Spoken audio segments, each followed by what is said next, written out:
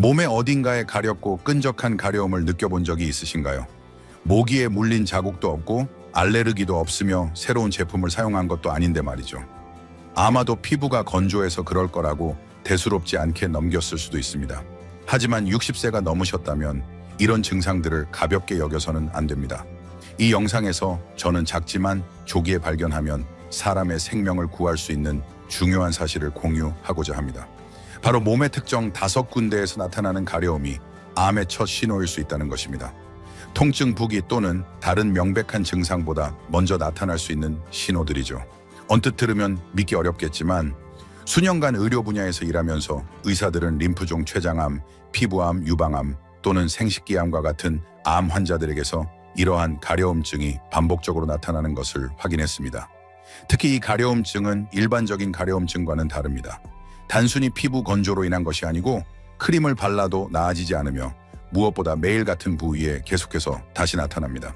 오늘 영상에서는 각 부위를 하나씩 살펴보겠습니다. 왜 그곳이 가려운지, 그것이 신체 내부와 어떤 관련이 있는지, 그리고 일반적인 가려움증과 몸속에서 보내는 걱정스러운 신호를 어떻게 구별할 수 있는지 알아볼 것입니다. 그리고 이것은 여러분이 걱정하거나 두려워하라고 만든 영상이 아니라는 점을 강조하고 싶습니다.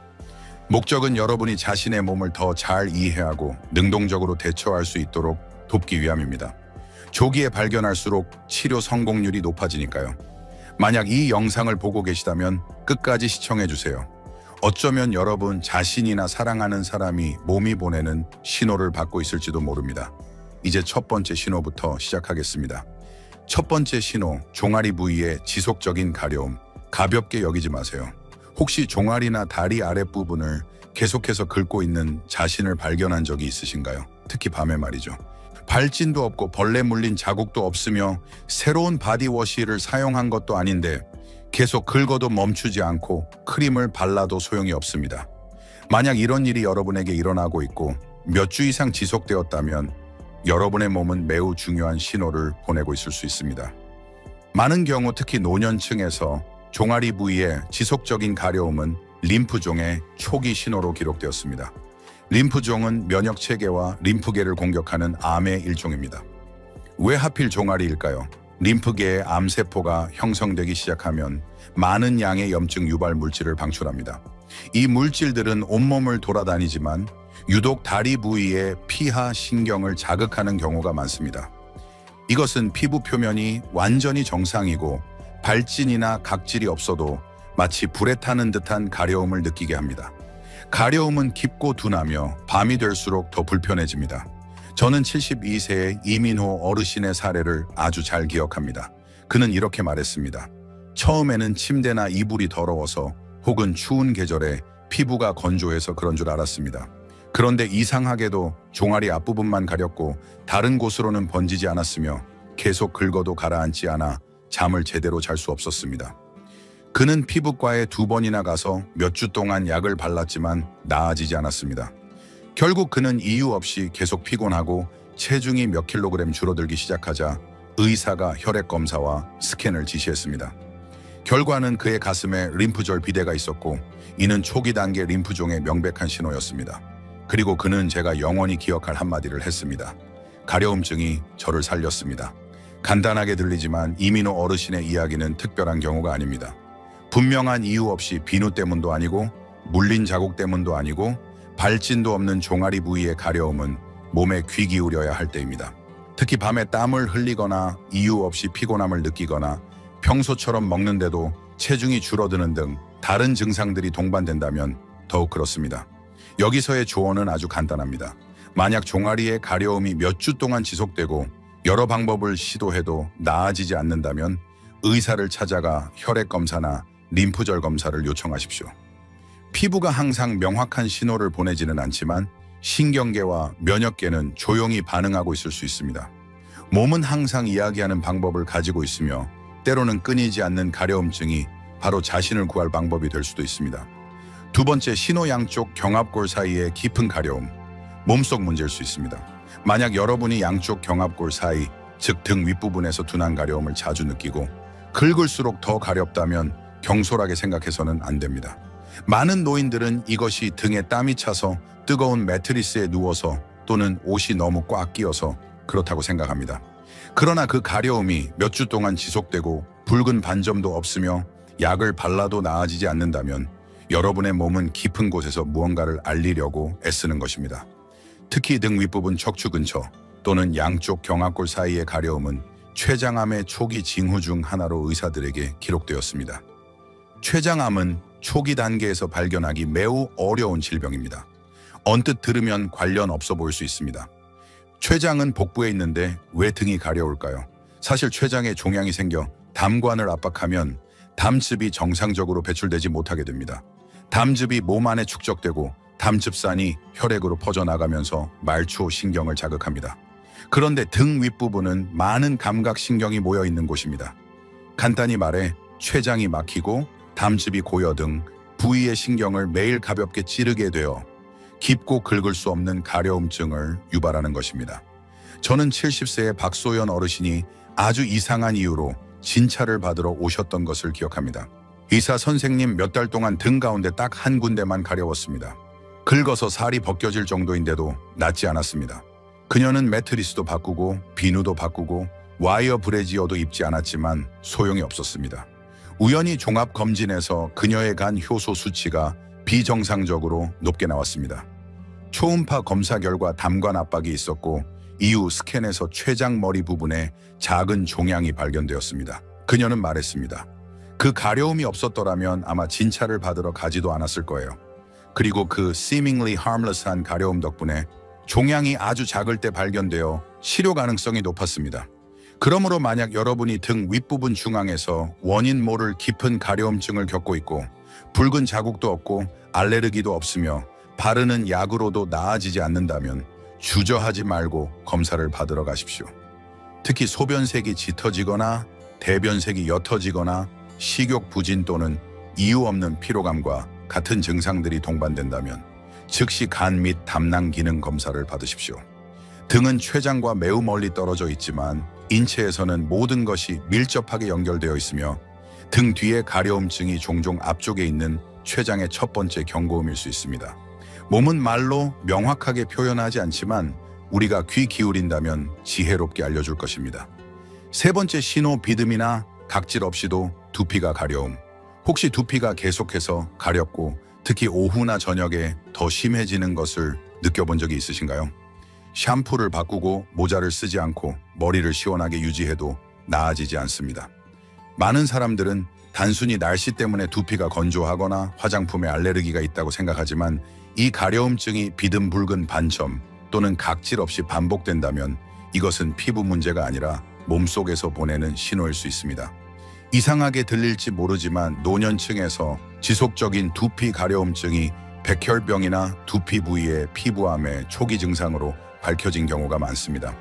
왜 그럴까요? 백혈병 세포가 발달하기 시작하면 몸은 면역 활동을 증가시켜 염증 유발 물질을 방출하며 반응합니다. 이 물질들은 두피 아래의 감각신경을 지속적으로 자극하여 피부 표면은 완전히 정상으로 보여도 둔하고 불편한 가려움증을 유발합니다. 또한 특히 머리카락이 가늘거나 대머리인 사람들의 경우 두피 부위의 일부 피부암은 약간 거칠고 가려운 부위로 시작될 수 있으며 건조한 피부나 가벼운 곰팡이 감염으로 오인되기 쉽습니다. 저는 73세의 김수연 어르신이 고도에 살았던 사례를 분명히 기억합니다. 그는 이렇게 말했습니다. 오른쪽 귀 뒤쪽 머리만 계속 가려웠습니다. 머리를 감아도 가라앉지 않았고 비듬도 없고 발진도 없었습니다. 마치 무언가 기어다니는 것 같았는데 아무것도 보이지 않았습니다. 샴푸를 몇 번 바꾸어 보았지만 나아지지 않았습니다. 그가 계속 피곤함을 느껴 종합검진을 받으러 갔을 때 의사는 혈액 검사를 지시했고 비정상적으로 높은 백혈구 수치를 발견했습니다. 결국 골수 생검으로 초기 단계의 백혈병이 확인되었습니다. 다행히 그는 그 지속적인 가려움 덕분에 제때 발견되었습니다. 보시다시피 두피는 매우 민감한 부위이지만 우리가 덜 주의하고 관찰하기 어렵고 보통 모든 가려움증을 건조한 피부나 샴푸 탓으로 돌리기 때문에 쉽게 간과될 수 있습니다. 그러므로 만약 여러분이나 사랑하는 사람이 계속해서 두피가 가렵고 비듬도 없고 각질도 없으며 사용하는 제품을 바꿔도 나아지지 않고 피로감 쉽게 멍이 들거나 비정상적인 탈모와 같은 다른 증상들이 동반된다면 주저하지 말고 진찰을 받으십시오. 간단한 혈액 검사만으로도 조기의 이상을 발견하는 데 도움이 될 수 있습니다. 또한 여러분 스스로 두피 전체를 보기 어렵기 때문에 가족이나 미용사 또는 간호사에게 지속적인 거친 부위나 붉은 반점이 있는지 두피를 관찰해 달라고 부탁하십시오. 분명한 이유 없는 지속적인 가려움은 결코 작은 문제가 아닙니다. 몸은 항상 여러분에게 메시지를 보내는 방법을 가지고 있습니다. 중요한 것은 여러분이 들을 것인지 아닌지를 선택하는 것입니다. 네 번째, 신호 가슴이나 유방 주변의 가려움. 몸속 경고일 수 있습니다. 만약 여러분이 여성이라면 혹은 남성이라도 가슴 주변, 특히 유두 주변이나 유방 아래가 둔하고 지속적으로 가렵기 시작한다면 잠시 시간을 내어 자신의 몸에 귀 기울여야 합니다. 많은 사람들은 이것이 단순히 꽉 끼는 옷땀 또는 강한 비누로 세탁한 옷 때문이라고 생각합니다.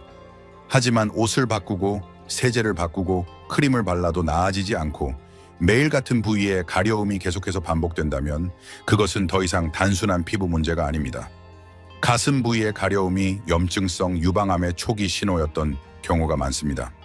염증성 유방암은 특별한 형태의 암으로 우리가 생각하는 것처럼 항상 명확한 덩어리가 나타나는 것은 아닙니다. 대신 피부를 통해 나타나며 일반적으로 가슴 주변의 피부가 약간 두꺼워지거나 약간의 화끈거림 또는 가려움증을 느낍니다. 때로는 알레르기처럼 약간 붉게 달아오르거나 따가울 수도 있고 단순히 피부 변화를 느끼지만 명확하게 보이지 않을 수도 있습니다. 저는 69세의 김지은 어르신을 진찰했던 적이 있습니다. 그녀는 이렇게 말했습니다.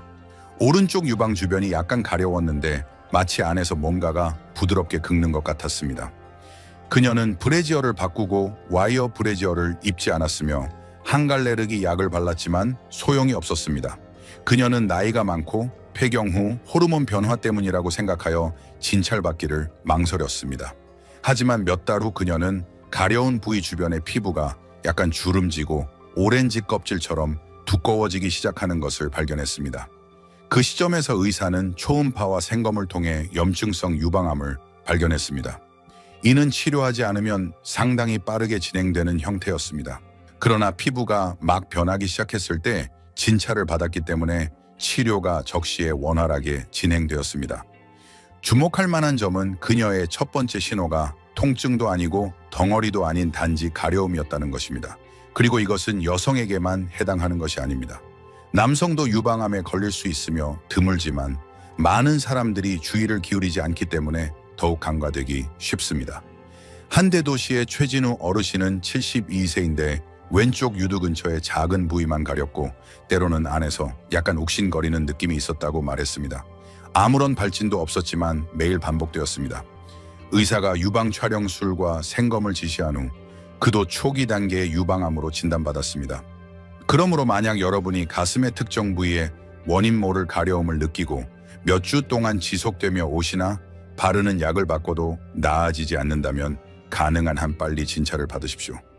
특히 가려운 부위의 피부가 두꺼워지거나 변색되거나 유두 모양이 변하거나 비정상적인 분비물이 나오거나 겨드랑이 밑에 림프절이 있거나 가슴이 무겁게 느껴지는 증상들이 동반된다면 더욱 그렇습니다. 덩어리가 느껴질 때까지 기다리지 마십시오. 어떤 종류의 암은 덩어리를 남기지 않고 단지 감각만을 남기기 때문입니다. 그리고 때로는 그 작은 가려움증이 바로 여러분의 건강과 생명을 지키기 위해 몸이 보내는 경고 선물입니다. 다섯 번째, 신호 항문이나 생식기 부위의 지속적인 가려움. 부끄러워 말고 무시하지 마세요. 이것은 가장 말하기 어려운 부분일 수 있지만 가장 중요한 부분이기도 합니다. 많은 사람들, 특히 노인들은 이것이 민감한 문제이고 말하기 불편하다고 생각하여 항문이나 생식기 부위의 가려움증을 조용히 견뎌냅니다. 사실 우리 모두는 이 부위에서 불편함을 느낀 적이 있습니다. 열이 나거나 알레르기 때문이거나 위생이 불량해서일 수 있습니다. 하지만 그 가려움증이 몇 주 심지어 몇 달 동안 지속되고 여러분이 철저하게 위생을 지키고 약을 바르고 속옷을 바꾸고 식단 조절을 해도 나아지지 않는다면 이제는 자신의 몸에 귀 기울여야 할 때입니다. 많은 연구와 사례는 생식기 부위의 지속적인 가려움, 특히 한쪽만 가렵거나 작고 고정된 부위만 가려운 경우 항문암 여성의 외음부암, 또는 남성의 음경암과 같은 희귀암의 아주 초기 징후일 수 있음을 보여줍니다. 실제 이야기를 하나 들려드리겠습니다. 76세 정호석 어르신은 거의 1년 동안 항문 주위가 가렵고 따가운 느낌 때문에 진찰을 받으러 오셨습니다. 그는 치질이라고 생각하여 약을 바르고 녹색 채소를 먹고 물을 많이 마셨지만 나아지지 않았습니다.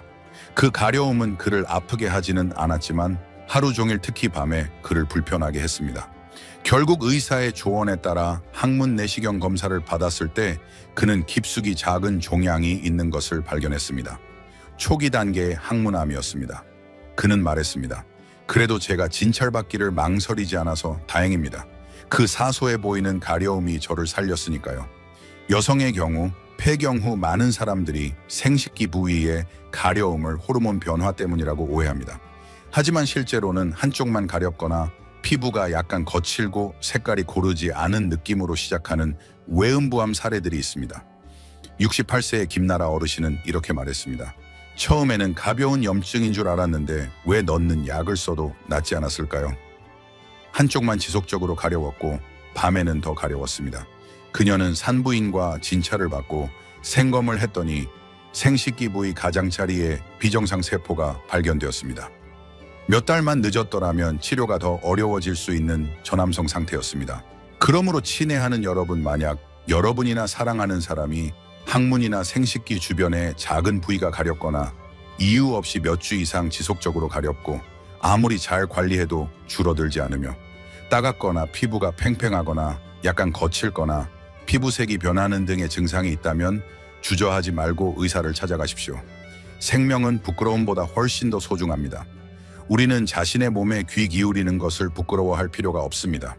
오히려 관심을 가지고 진찰받고 질문하는 것이야말로 자신과 사랑하는 사람들을 보호하는 방법입니다. 가려움증은 때로는 아주 작지만 큰 신호일 수 있습니다. 만약 분명한 이유 없이 계속해서 다시 나타난다면 가볍게 여기지 마십시오. 결론, 때로는 작은 가려움이 한 사람의 평생을 구할 수 있습니다. 친애하는 여러분, 우리는 방금 겉으로는 해로워 보이지 않지만 여러분의 몸이 조용히 보내고 있는 신호일 수 있는 5군데의 가려움 부위를 함께 살펴보았습니다. 1. 종아리 가려움은 때때로 림프종의 초기 신호일 수 있습니다. 2. 양쪽 경합골 사이의 가려움은 췌장암과 관련이 있을 수 있습니다. 3. 지속적인 두피 가려움은 백혈병 또는 피부암과 관련이 있습니다. 4. 가슴 유방 주변의 가려움은 남성을 포함한 유방암의 조기 경고입니다. 기콤, 항문 생식기 부위의 가려움은 민감한 부위 암의 초기 징후입니다. 모든 가려움증이 질병을 의미하는 것은 아니지만 가장 중요한 것은 침묵하지 않고 간과하지 않으며 진찰받기를 망설이지 않는 것입니다. 여러분의 몸은 말로가 아니라 감각으로 매일 여러분에게 이야기하려고 노력하고 있습니다. 그리고 여러분이 반복되는 가려움증이라도 귀 기울인다면 여러분은 자신에게 더 건강하고 오래 살 수 있는 기회를 주는 것입니다. 이 영상은 여러분을 걱정하게 만들려는 것이 아니라 여러분의 직감을 믿고 조기 발견이 현대적인 장비가 필요 없음을 이해시키려는 것입니다. 그것은 작은 관찰에서 시작되며 자신에게 묻는 하나의 질문에서 시작됩니다. 왜 그곳만 계속 가려울까? 오늘 내용이 유익하다고 생각하셨다면 아래에 댓글을 남겨주세요. 감상평이 될 수도 있고 단순히 더 주의 깊게 살펴봐야겠습니다 라는 한마디일 수도 있습니다. 여러분의 공유가 저희에게 더 큰 동기부여가 될 것이고 다른 사람들도 이 사실을 알게 되는 데 도움이 될 것입니다. 그리고 아직 채널을 구독하지 않으셨다면 구독 버튼을 누르고 알림벨을 켜주세요. 더 많은 영상을 받기 위함이 아니라 여러분 자신의 몸에서 오는 중요한 신호를 놓치지 않기 위함입니다. 왜냐하면 여러분은 아직 살아갈 날이 많고 여러분을 필요로 하는 사람들이 있으며 여러분은 매일 건강하고 평화롭게 살아갈 자격이 있으니까요. 들어주셔서 감사합니다.